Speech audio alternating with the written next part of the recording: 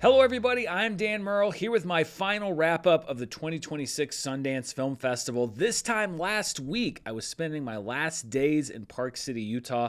I'm back here now, I'm settled, I've gathered my thoughts, I've gathered my notes, and I want to give you the rundown on all 38 of the movies that I watched in Park City, both in person and online. And 38 movies in 11 days does sound pretty impressive, and I was definitely hustling a lot, but you have to keep in mind that there were 89 total films that were in some form of exhibition or competition at Sundance, and that doesn't even include the episodic presentations, that doesn't include the special legacy screenings they were doing, that doesn't include a few other things. So 38 movies out of 89 was the best I could do this year, but as I mentioned on my live show this week, I also took a little time to enjoy the experience of being in Park City myself for the first time and for the last time, at least for Sundance. But still, 38 movies I think gave me a good taste of the festival. So what I'm going to do is give you some brief thoughts on everything that I saw. I'm going to tier them, not actually, like on the graphic, but I'm going to go from movies that I thought were just okay to my favorite movies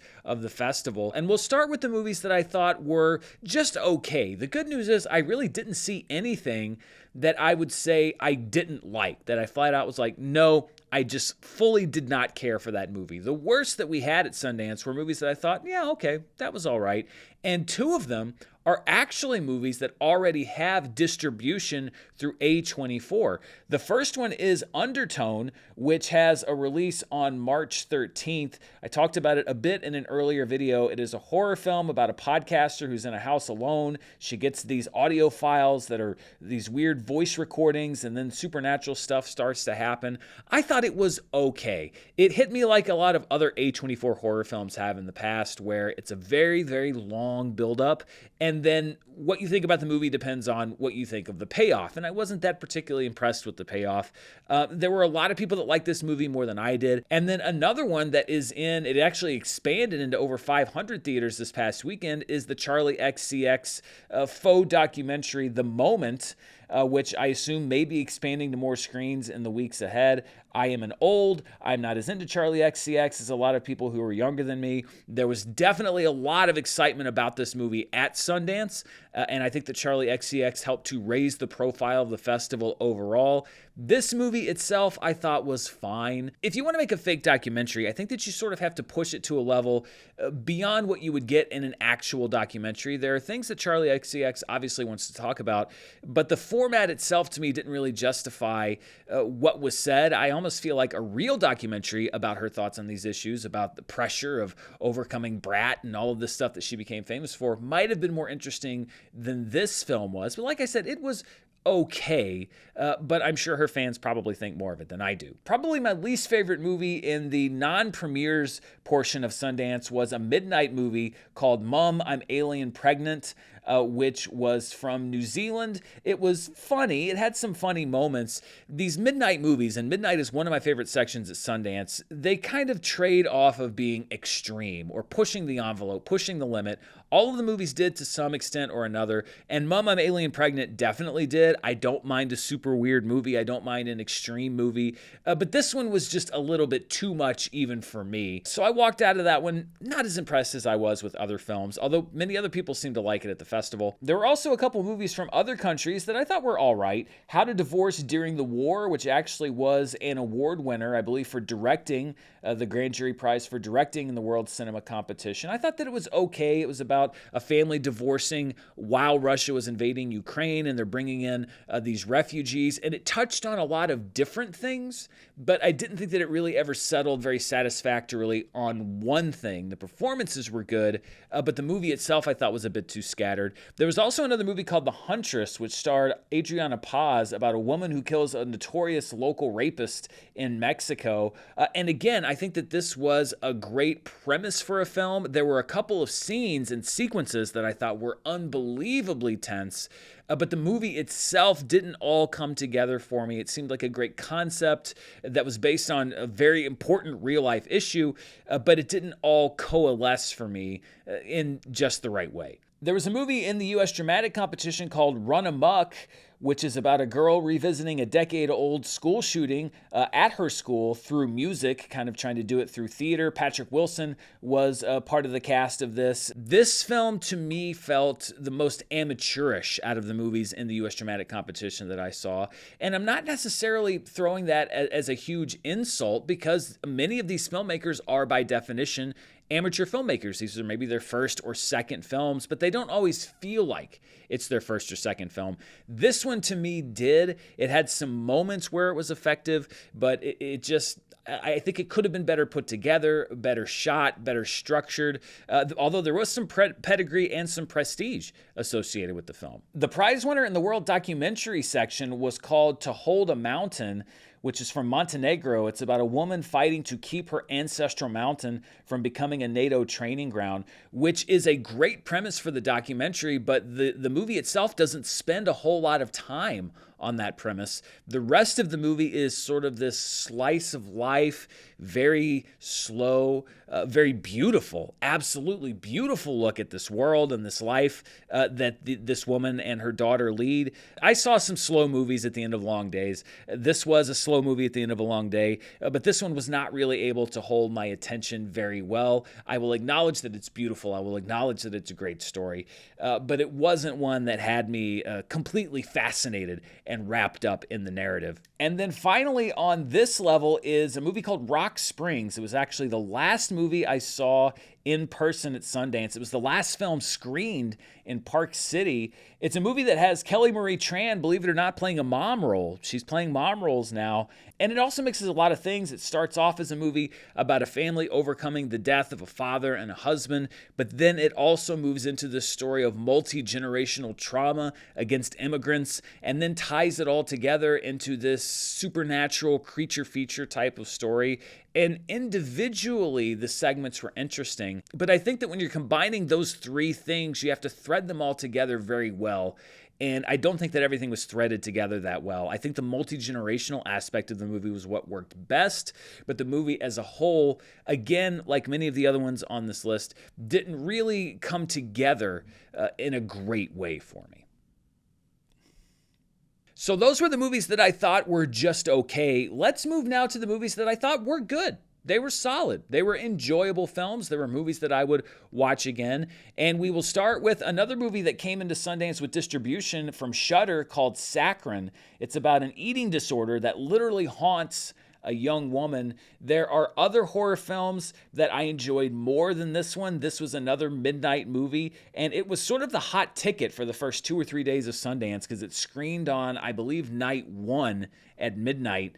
And this was the movie that people were talking about. Then that buzz kind of shifted to other films. This was a well-made movie. The director of this film also did a movie that came out in 2020 called Relic that I actually saw at a drive-in theater. Her name is Natalie Erica James, and I like her style. I think that she's somebody to keep an eye on in the world of horror.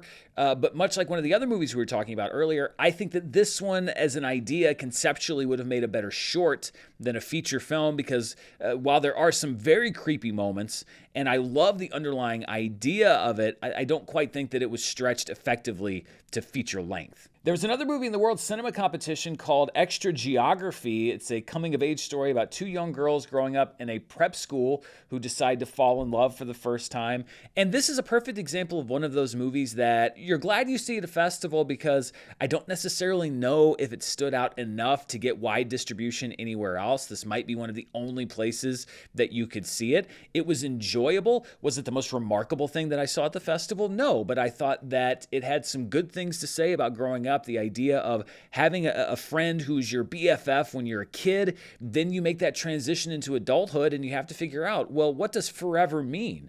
Is this person my best friend forever? Where everybody's going through changes, everybody's reprioritizing their life. And I think that it was really interesting in that way. And again, had some good laughs. So it was a movie that I enjoyed in general. Another hot ticket at the festival was a movie called The Gallerist, starring Natalie Portman and Jenna Ortega. I would be surprised if it didn't get picked up. It doesn't have distribution that I could find as of yet. Natalie Portman plays a gallery owner. The gallery is struggling. She has a big art show that's going on. Davine Joy Randolph plays the artist artist whose show it is. There is an incident that threatens to derail the show, so Natalie Portman and her assistant, who are played by Jenna Ortega, try to sort of scramble and improvise and figure out how to not let the show go off the rails, but that opens up its own complications. This was just a fun movie. I jogged from one screening, literally jogged, jumped on a bus, jogged to the theater to get there in time, and I was lucky to get a seat. And I was glad that I did, because this was another one, because of the level of stars that were in the movie, it was difficult to get a ticket to. I was worried I wasn't going to get a chance to see it. I did. I'm glad that I did.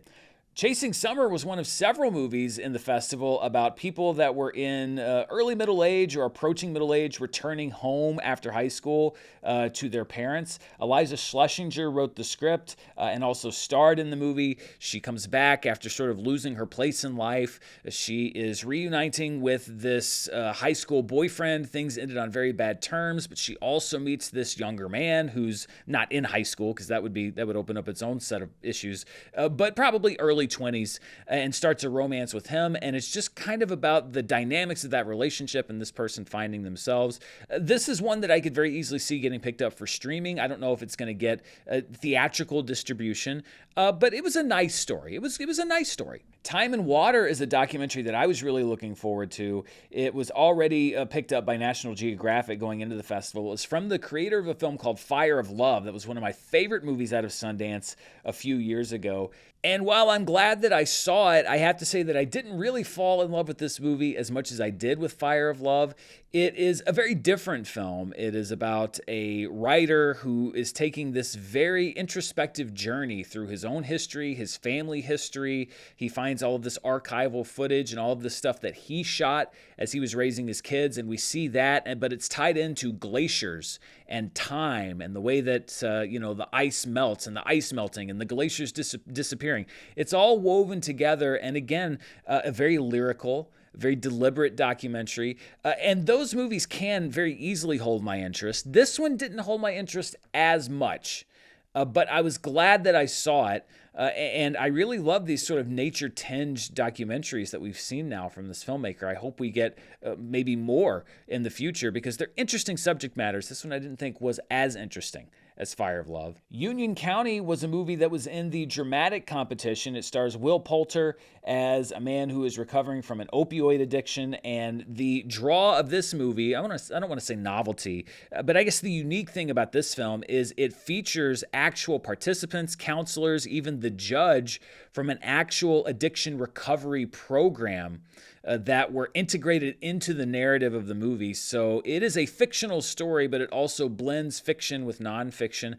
I didn't think that there was anything especially remarkable about the film. It is a pretty standard drama, meaning that the acting is good. It is a story that certainly has affected many people here in the United States increasingly over the last decade or so. It's a solid film. Will Poulter, I think, is very good in it. This is one of those indie movies that you might see in limited release, or that maybe somebody will pick up for streaming.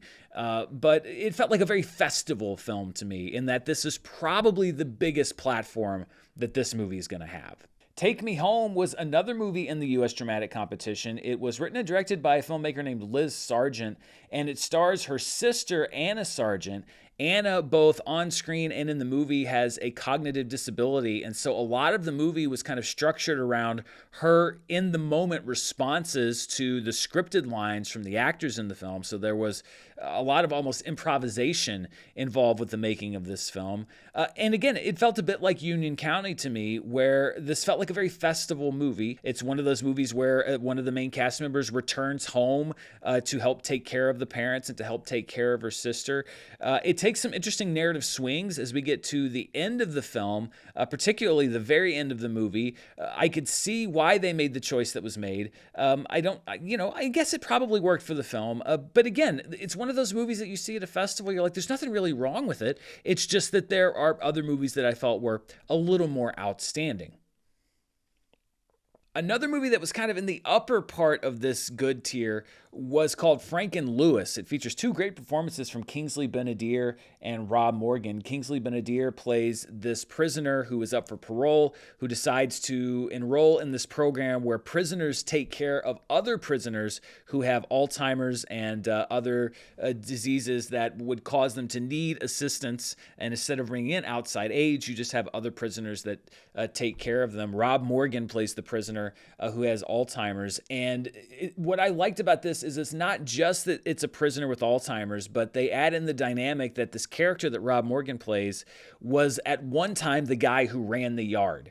So he's used to this power structure of being at the top of it. He's not at the top of it anymore. And he made enemies at that time, enemies who could now take advantage of his condition, which adds to the drama, adds to some of the complications of the story itself.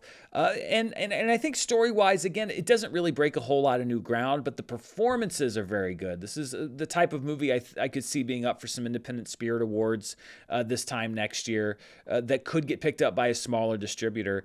And I think should be. I would love to see more visibility for this film, if only because the acting in it is so strong. Bedford Park is a movie that was in the dramatic competition that has since been picked up for distribution by Sony Pictures Classics, so this will at least receive some kind of theatrical release. It's from writer-director Stephanie Ahn. It's another one of the movies about a woman who returns home to take care of her mother after a car accident. She's kind of adrift in her life at the moment. She connects with this guy while she's home who's also adrift, and they bond over their past and over some of and what I like the most about the film is it delves specifically into the Korean experience and the Korean American experience, and the idea that they both are under the same pressures culturally and from their family about how their life should be and how their life has turned out. And I think that that's what really sets the movie apart. It's not just about people that are, approaching 30 years old who are depressed. We've seen a lot of movies like that, but because they tinge it so deeply with the Korean American experience and Korean culture and beliefs, that to me was what appealed to me the most about the film. And again, the performances in this movie were very strong. So this is a film, if it sounds good, or if you read other reviews and you say, I might want to check that out. Sony Pictures Classics has picked this one up, so you can look out for it at some point in the next year or so. Also on this list is a comedy called Gail Daughtry and the Celebrity Sex Pass. It's probably the movie that was the closest between the it's good section and the next one up. And the reason that it is kind of the top of this tier, it's a comedy directed by David Wayne. If you don't know David Wayne, he was part of a group called The State many, many years ago. He was one of the minds behind Wet Hot American Summer back in the early 2000s, which is one of my favorite comedies. This is a very similar kind of comedy. It's about a woman who flies to Los Angeles to cash in on her hall pass. We've seen this premise before. If this celebrity was available, then you would have permission to hook up with them, but only this person.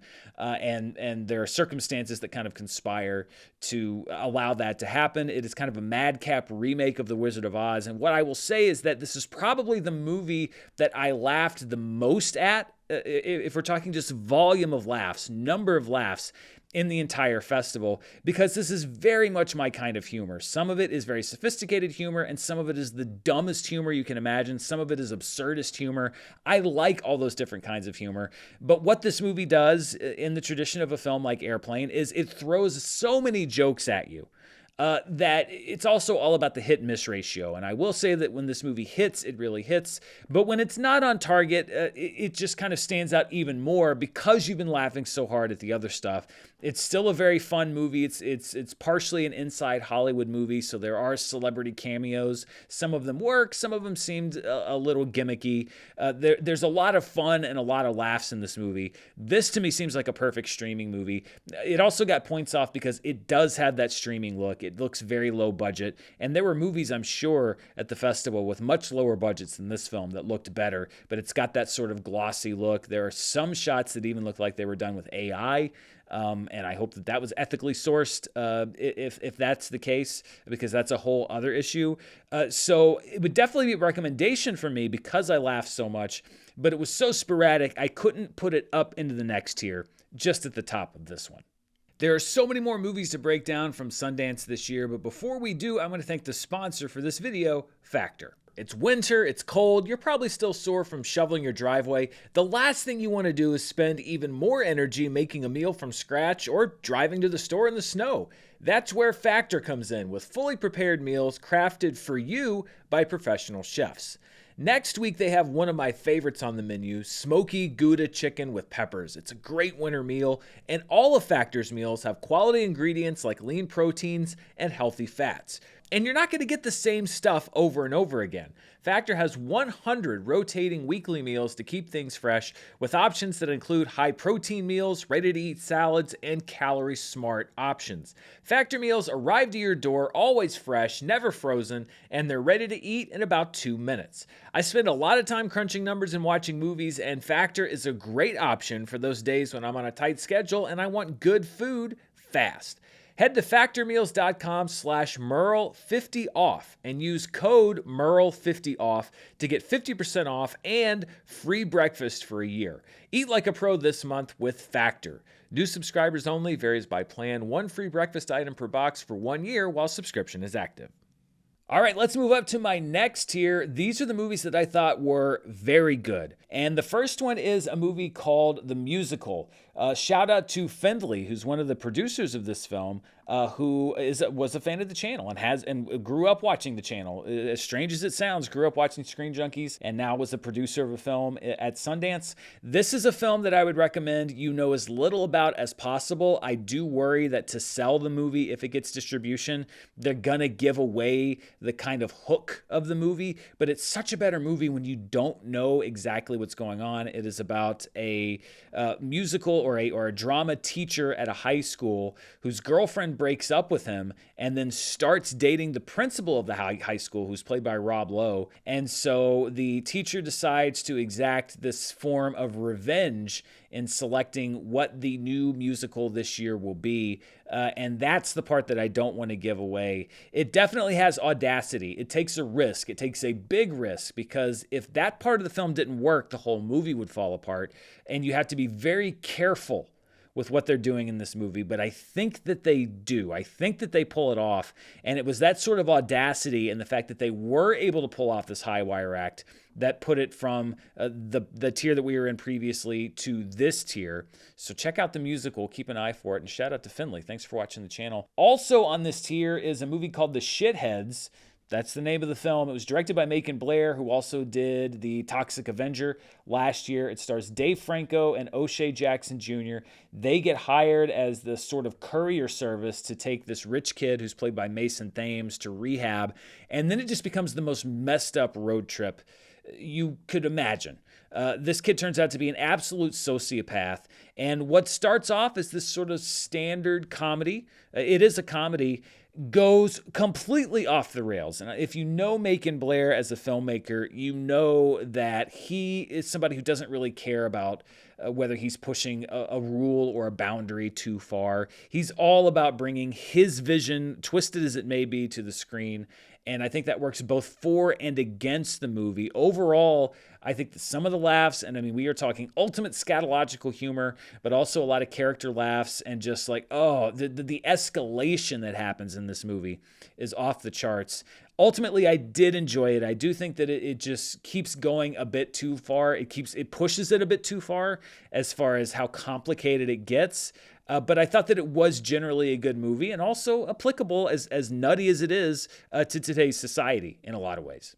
Next up on this tier is a documentary which has already been picked up by PBS and Frontline, called 1 in a Million. It's one of the most unique documentaries I've ever seen. It covers the span of 10 years, and it is about a little girl that the filmmakers found who was fleeing with her family from Syria, and they follow her from that initial meeting all the way, a very perilous trip to get into Greece and then into Europe, eventually settling in Germany. And a lot of the movie becomes, at first it is about this trip to Europe and the early days of settling in Germany and what it's like to be a refugee in another country. But then it kind of becomes about this little girl who's about, I think, 11 or 12 when the filming starts, and about how you reconcile the beliefs of your family in Syria with this new country that becomes really the only thing that you know, that you really firmly remember.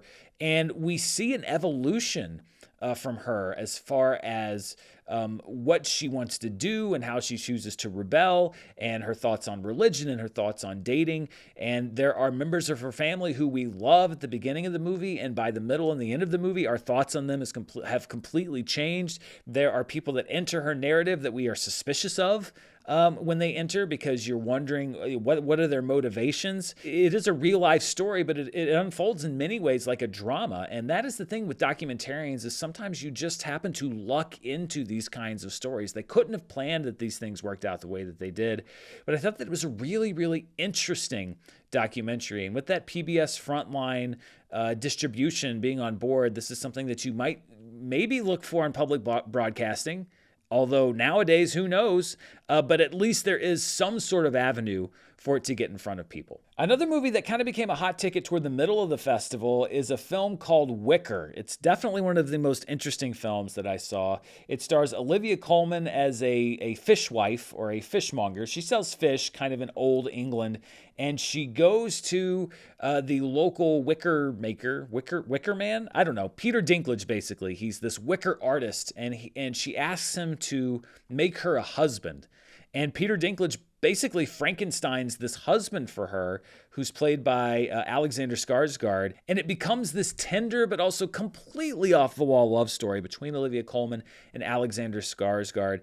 It is ludicrous in some places, again, very abstract in many other places, but also at times it really heightens the drama. And I think if the movie makes a mistake, it's that it goes almost too conventional in the sort of drama that it creates. Elizabeth Debicki is in the movie. She plays this jealous villager who, tries to stir up rumors and stuff. And that's the part of the movie that didn't really work for me as much. This is a very oddball love story. It's very much in the tradition of Frankenstein or The Shape of Water, but funnier. A movie that understands exactly what it is, for the most part, doesn't take itself too seriously. And it was it was a last minute thing for me. There was one screening left. I'd gotten turned away from a couple of others because they were too full. The last shot I had at getting in, I was able to get in. And I was glad that I did, because it was one of the standouts for the festival for me, as far as just a movie unlike any other movie that I saw while I was there. The film that won the U.S. Documentary Audience Award was called American Pachuco, The Legend of Luis Valdez. And the movie starts off with the narrator saying, "You probably don't know about Luis Valdez." And the narrator was correct. I did not know about Luis Valdez. And I thought that was a fascinating story. He is the writer-director who brought La Bamba to the screen and really elevated Chicano culture and its place in American history and American society. He's still alive. He's still doing work. And the movie doesn't just go into the work that he does in Hollywood, but also the fact that he really got his start doing theater for Cesar Chavez to help bring people into the labor movement. And it all just kind of escalated from there. It was a story I knew almost nothing of. And this is what I love about documentaries at festivals like this, and also why they give awards, because this wasn't necessarily a documentary that I was going to fit into my programming schedule. But when it won the award, I decided to take the chance to see it. And I was glad I did. It's why I'm glad there are jury and audience prizes at Sundance, because those sensibilities can be very different. And I really enjoyed American Pachuco. There's another documentary called Paralyzed by Hope, the Maria Bamford story, which was directed by Judd Apatow and Neil Berkeley. Maria Bamford is, I don't know if you would call her an underground comic, but she's a very singular comic. I was familiar with her because I lived in LA for so many years. She is a very famous and popular comedian in Los Angeles, but has constantly been on the brink of breaking out for her entire career. Has done projects that take her almost to the point where she would be a household name, but for some reason or other, that just hasn't happened. And it goes into not just her history and career as a comedian, but also her very public and her very open struggles with mental health over her career. If you are a fan of comedy, stand-up comedy, then I think you should definitely try to find this movie, because there are many other comedians. Maria Bamford is one of those comedians who's like, whoever your favorite comedian is, they love Maria Bamford, and many of them talk about that in the film. But even if you're not, I think it's just an interesting story about somebody having success on their own terms and the way that they realistically integrate their own real life struggles into what they do. So I like that one a lot. I saw that one very early on in the festival. The winner of the Next Competition Innovator Award was one of my favorite movies of the festival. It was called The Incomer. It stars Donald Gleeson as a Scottish government official. He's sent to this remote island by his very bureaucratic government office to reclaim the island in the name of the Scottish government from these two siblings, this brother and sister, who have lived their entire life on the island and have had basically no exposure to anything from the outside. And it starts off as this kind of fish out of water for Donald Gleeson, where he's trying to figure out what's going on with these two. And then it evolves into something different. This was a very quirky comedy. It reminded me in some ways of The Ballad of Wallace Island, which debuted at Sundance last year. I didn't see it because it was in person only, and I could only do virtual last year, but was one of my favorite movies. It was just outside my top 10. This one has the same kind of vibes. I like British humor. I like the sensibility. I like the dryness. This is also, again, quirky. A lot of movies that are in film festivals are quirky. That can be a good thing or a bad thing. But this was just a very funny, very sweet story.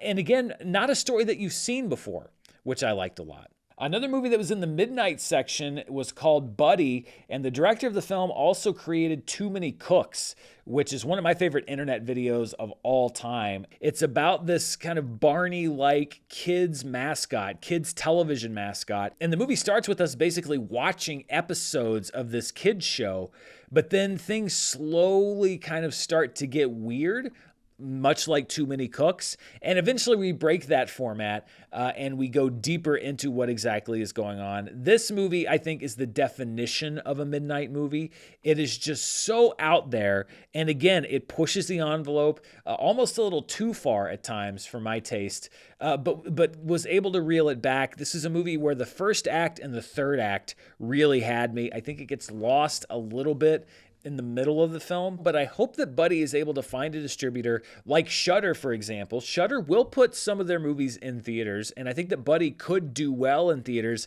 if it has a distributor who can target it to the proper audience. This is not a general audience movie if you don't know what you're getting into, but if you can get the word out and target it specifically to the people who like this kind of movie, I could see this really becoming an underground hit. And Keegan-Michael Key in this movie, I think this might be his best performance ever. And I'm not joking. I'm not going to disclose exactly what his role is, but I did not know it was him until the end of the film. And he's really fantastic. A big part of why this movie works is because of him. One of the movies in the U.S. Dramatic Competition that a lot of people didn't think much of, but that I really liked, was called Carousel. It stars Chris Pine and Jenny Slate. Again, as with many other films in this competition, Jenny Slate plays somebody who returns to her childhood home and reunites with a former boyfriend who's played by Chris Pine, and they begin to work through some of their issues. And this is a great example, and I've said it many times before, about why movies are so subjective and why they can be so meaningful to people, is sometimes a movie will just meet you where you are in a particular moment or a particular time in your life. And this, to me, I felt seen by this movie. I felt like this movie was written by people or a person that had gone through something very similar to things that I've gone through in my life, and then represented them on screen in a very true and authentic way, in a way that represented my feelings either now or at a certain time in the past.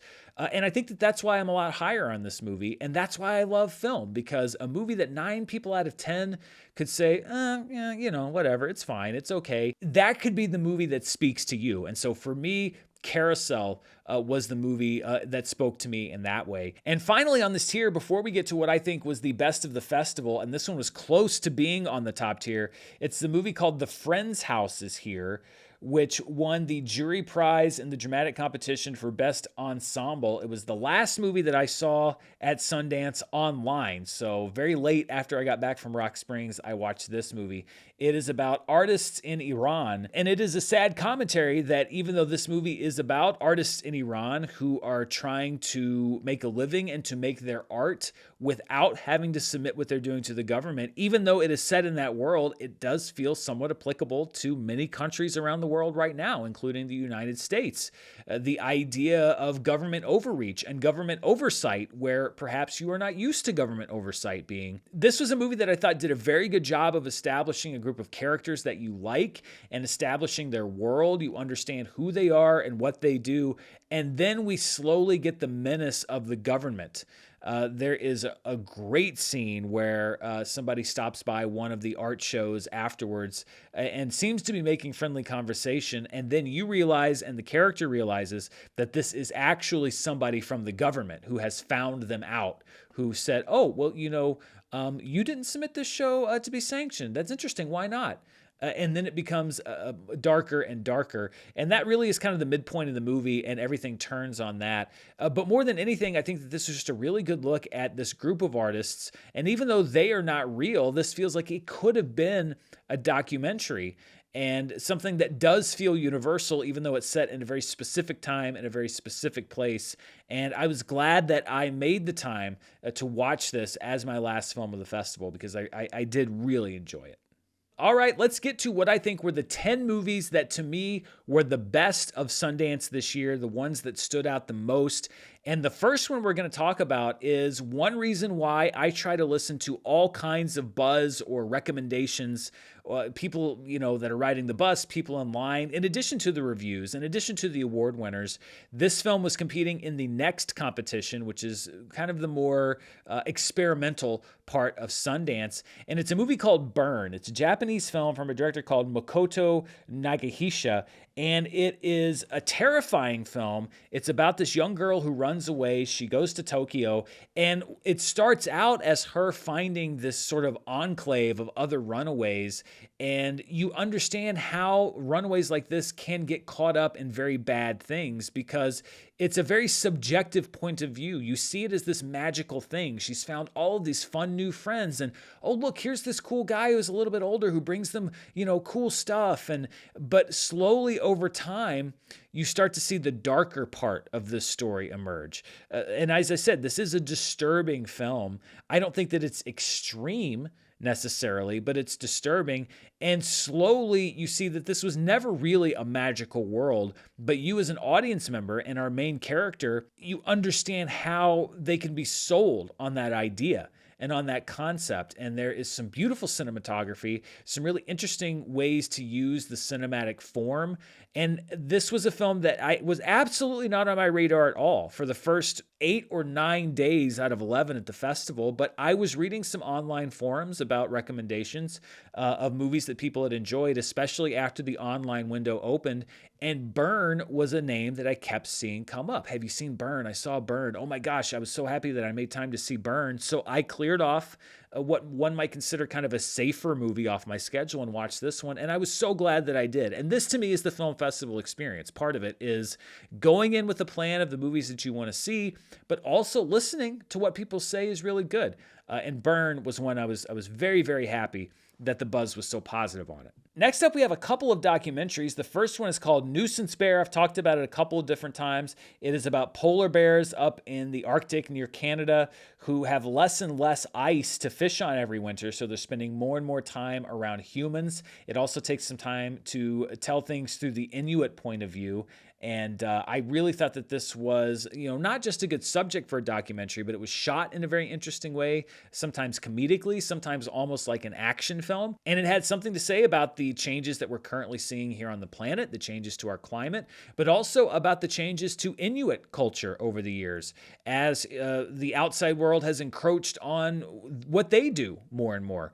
So it was kind of a split focus, but I thought that it was integrated together very well. And then there was another documentary that was maybe the most difficult movie to watch at the festival that I saw, called American Doctor. It's about 3 doctors in the United States, and they are attempting to get into Gaza to basically back up the doctors there at an emergency facility who are bringing in people who were injured in all of the violence happening in Gaza, many of them children, a lot of them children. And there are some horrific images that are featured in this documentary, but one of the doctors says to the director of the film at one point, you have to show this because it's malfeasance on your part if you don't, because their mission is to translate to people out there. You may have heard this on the news, you may have read this, this might be sort of your pre-established belief, but this is the reality on the ground.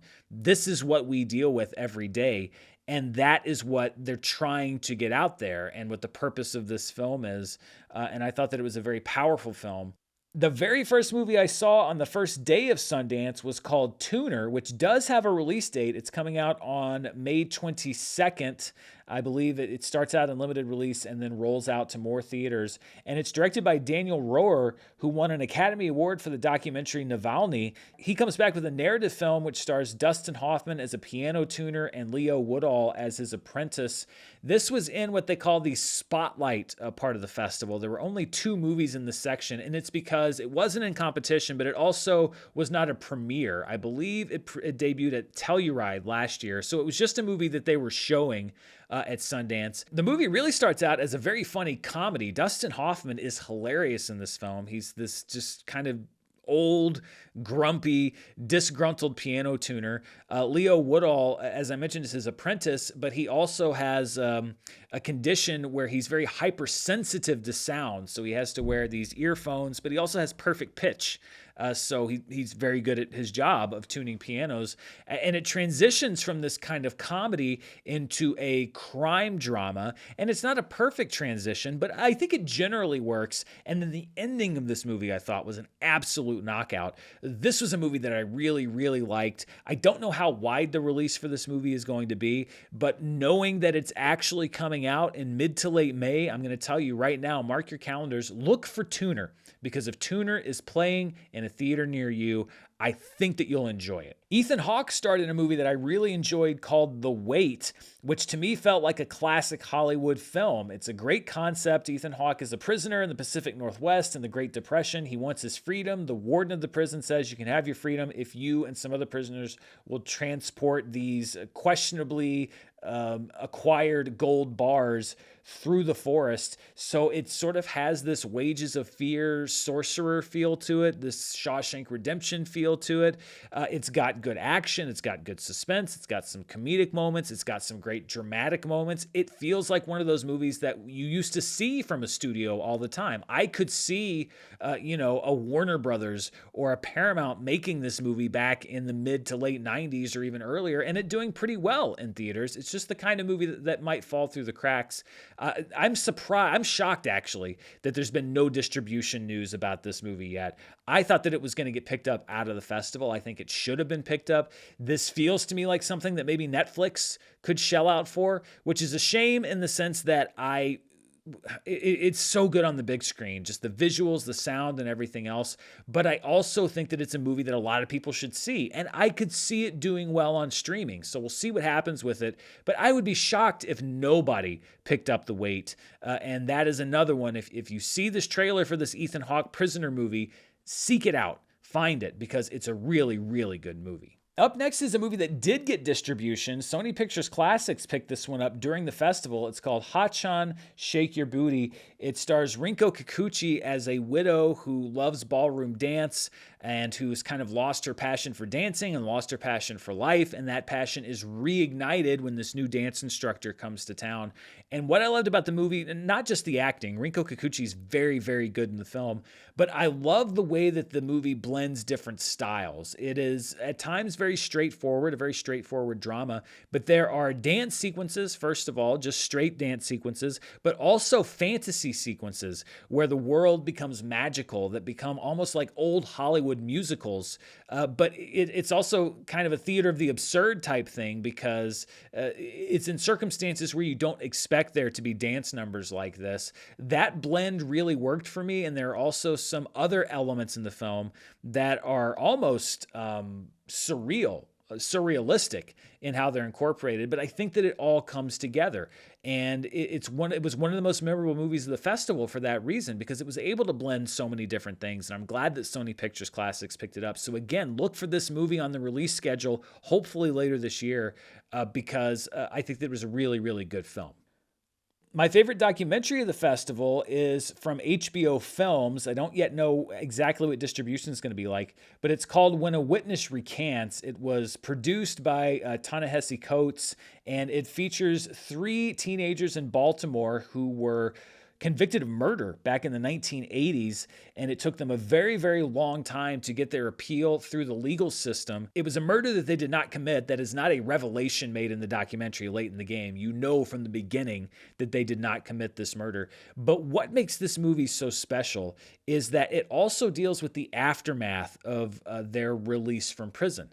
And that's really what I think is the power and the strength of the movie is they're free, but they are also now free to confront the people who helped to put them in jail. And there were multiple people who gave false testimony at their trial, stuff that if detectives had followed up on it, they would have realized wasn't true. And not in a violent way, but in a very honest way, they confront one person in particular who gave false testimony. And it's a fascinating, just raw, honest discussion that you see. And that's what set it aside. So it's a great story.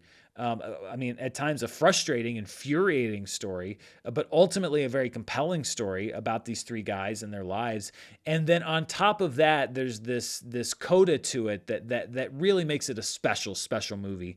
And if it does get theatrical distribution in some way, it's a movie that I wouldn't be surprised to see in Oscar contention this time next year. Next is a movie I saw early in the festival. It did get distribution at Sundance from Neon. I think I mentioned when I was talking about seeing the movie in the theater that I was behind the Neon buyers and they ran out of the theater when it was finished. I guess they wanted this movie a lot. It was called Leviticus. It is a queer horror film. And if you missed my description of it before, it's about this entity, this presence, whatever you want to call it.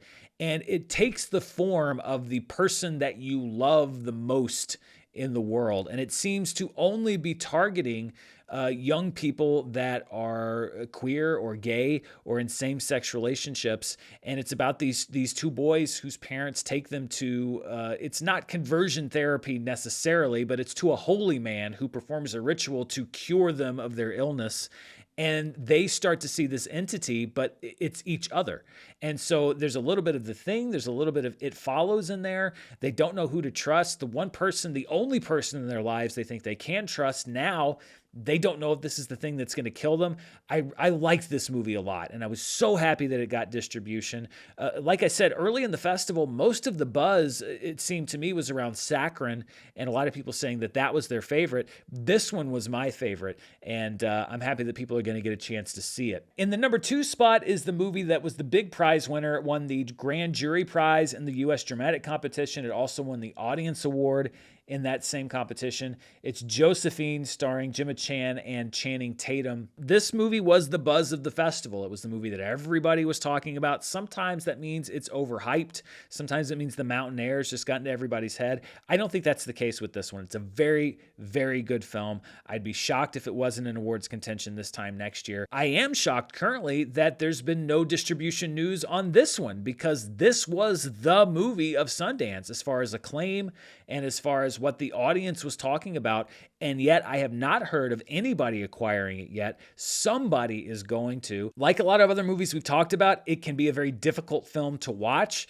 It involves a very difficult subject matter. It's about a little girl who witnesses a sexual assault in a public park, and it's about the aftermath of that. Her testimony is needed for trial. Her parents don't know how to deal with it. They actually have differing ideas, and so there is family conflict involved. There's a lot of things that we see through the girl's point of view and what her mind sees and how she's dealing with it apart from her parents that I think is, again, haunting, chilling to see, but so well done. The little girl who plays Josephine, it's her first acting role ever. It's one of those cases where the director was just out and about and saw this little girl and thought, hey, I think that she'd be great in the movie, and talked to her parents and said, would she want to audition? And she's perfect for the role. But it can be easy for some people to dismiss movies like this because there's so much hype. I do think that it lives up to the hype, and it was very close to being my best of the festival, or at least favorite of the festival. But that went to the big sale of the festival, and I didn't just pick this movie because it sold for the most money. A24 bought it for over $10 million. It's also because it's a very, very funny movie, a very good movie. It's called The Invite. It's directed by Olivia Wilde. It's a remake of a Spanish film called The People Upstairs. Olivia Wilde is in it, so is Seth Rogen. They played this couple in San Francisco who were kind of dissatisfied with their marriage. Olivia Wilde invites the neighbors from upstairs down to just like have a glass of wine, hang out. They are played by Edward Norton and Penelope Cruz. And then the night just becomes this series of revelations. It is, I said that I probably laughed the most at Gail Daughtry as far as volume of laughs. I think this was by far the funniest film overall, as far as consistently funny. I said in my previous review, the screening I went to had open captions, so there were captions on screen throughout the entire movie, and I was glad that those captions were there, because otherwise I would have missed half the dialogue, because it's so rapid fire, and because the audience was laughing so much and laughing so loudly. I can see why A24 decided to kind of zero in on this one, because it's easy to market. You've got bankable stars in the movie, and I think that it's a movie that people are going to enjoy, and even a movie that I think could see some screenplay love on the awards circuit next year. It was just an enjoyable, funny time at the festival, and it just felt like a good movie, not a good festival movie, not a movie where you qualify it as like good in the context of other movies you've seen. I just thought this was a hilarious film, well written, well acted, well put together. I thought it was a good length. It wasn't a comedy that was too long. It surprised me as it went on, because I didn't really know the premise of the film other than it's, the neighbors come down to hang out. Seth Rogen, I think, is fantastic in this movie. It plays to his strengths, but I think it plays to his strengths in a way that we haven't necessarily seen in a movie before. And Edward Norton, I think, is going to surprise some people, because he is hilarious in this movie. And Edward Norton in comedy, not necessarily the first two things that you think of. So just an overall solid movie. I'm glad that it got distribution. I'm glad that it's going to be aggressively released. I doubt that A24 would pay this much if they were just going to bury it in a few theaters. And just because I thought it was the overall package and I loved it so much, The Invite takes technically my Best of the Fest award, although any of those 10 I would enthusiastically recommend. And even though I saw so many movies and spent this time telling you so much about them, keep in mind, this was still less than half of the movies, the narrative films that were in competition or in exhibition at Sundance. And there were several that I just wasn't able to see. One of them, and I mentioned it from the very beginning, was I Want Your Sex, which is from Greg Araki. It was the third movie that Charlie XCX is in. Olivia Wilde was also in that. I heard that she was very good. I did not get a chance to see the film. I tried every time that it screened. I could never get a ticket, but I heard good things. The History of Concrete was a documentary from John Wilson that I was never able to get a chance to see. The screenings sold out instantly. The wait list was full instantly. The Only Living Pickpocket in New York, starring John Turturro, debuted, I think, very close to the end of the festival, maybe with only 3 or 4 days left. And all I heard was good stuff about it. But because it was on such a compressed timetable, I didn't have an opportunity to see the film, and I wish that I had, because I heard great things about it, and maybe you'll see a push for John Turturro at the Academy Awards. And then Kogonada's newest film, Z, was absolutely on my list of things to watch. At one point, it was on my schedule, but because Sundance can be so chaotic, it got pushed around. I didn't get a chance to see it. I heard split things. I heard some people that really liked it. It was one of their favorites, and I heard some people that didn't like it. It was one of their least favorites. Knowing Kogonada, that's not a huge surprise. And of course, there were many more movies that I didn't get a chance to watch.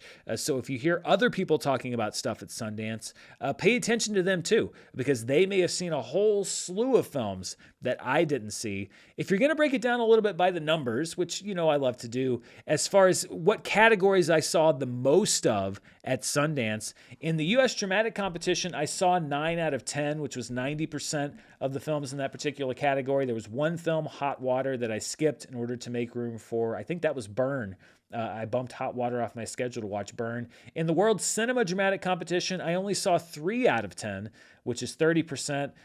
Just wasn't able to make time for more. In the U.S. Documentary Competition, I probably should have seen more because Sundance has been so predictive of the Oscars lately, but I only saw 3 out of 10, which is 30% of that category.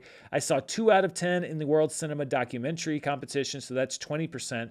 For the premieres, I saw 12 out of 29. That's 41% of the films that premiered at Sundance. Again, I focused heavily there because I could not see those films anywhere else. I also saw 6 out of the 7 midnight films, which is 86% of that category. And I'm happy to say I saw all but one of them actually at midnight screenings. I loved capping off a day at Sundance by seeing a movie at midnight, even if it sometimes made the next morning a little bit more difficult. I love the midnight part of Sundance. The next competition, which again is sort of the more abstract competition, I only saw 2 out of the 9, although the 2 that I saw were 2 of my favorites. So that's 22% of that category. In the Spotlight category, I saw 1 out of the 2, which was Tuner, so that's 50%. And then of the family matinee films, there were 2 of them. I didn't see either of them. And as I said, I saw 38 out of 89 total narrative films in competition or exhibition. Who knows if I'll get to go in 2027? It's going to be in Boulder. I'm going to apply to get another press credential, but we'll have to see if I can afford it and also what the lineup looks like. Maybe I can do better than I did this last year. Although, again, I'm glad that I took the time to also enjoy the experience and not just pack every single day with movies and leave Park City not even really knowing what it's like to be in that city outside of in movie theaters, because I enjoyed my time there and my experience there. Did you watch anything at Sundance? Were you there? Did you watch stuff virtually? Let me know down in the comments below. And also be sure to stay tuned right here. We've got a very busy week coming up. Tomorrow, I'm going to have my take on the best trailers and ads coming out of the Super Bowl. We also have Charts with Dan coming up on Tuesday. I've got my live show on Wednesday. Wuthering Heights is coming out this week, so I'll have a review of that, as well as anything that might just pop up out of nowhere. You never know what's going to happen on any given week. But thank you so much for watching me. If you like this video, tell a friend, share it, subscribe, hit that thumbs up. Make sure you hit the bell so you know when I put out something new. But most of all, thank you for watching this specific video. Until next time, stay safe, and I'll see you then. Bye.